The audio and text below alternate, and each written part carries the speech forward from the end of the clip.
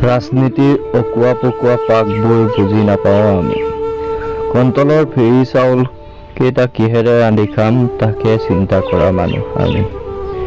মানুহৰ মুখত শুনিছিলোঁ এখন পৰিৱৰ্তনশীল চৰকাৰ হ'ব, সকলোৰে জীৱন সলনি হৈ পৰিব।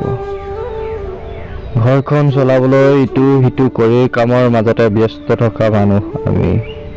দেশৰ বাতৰি লোৱাৰ সময় বৰ নাটনি।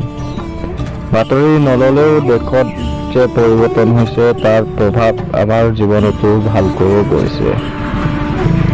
আজিকালি বইল শাকেৰে ভাত খোৱাৰ অভ্যাস কৰিছোঁ। মিঠাতেলৰ যিহে দাম, সেয়ে ভাবিলোঁ বইল ভাতকে খাম। আজিকালি মানুহজনৰো কষ্ট অকণ বাঢ়িছে। LPG চিলিণ্ডাৰ গেছ শেষ হোৱা বহুদিনেই হ'ল, আনিবলৈ ধনেই নোকোলায়। দাম যে বহুত বাঢ়িছে, তাই আজিকালি যি হালতেই আনিছে। ল'ৰাহালৰ আপত্তি, সিহঁতক বহুদিন হ'ল ফুৰাব নিয়া নাই।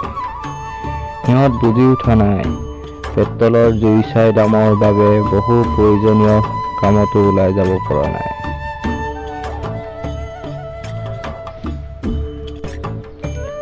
সঁচাকৈ বহুত পৰিৱৰ্তন হৈছে। ঘৰলৈ অনা বিস্কুটৰ পেকেটবোৰতো।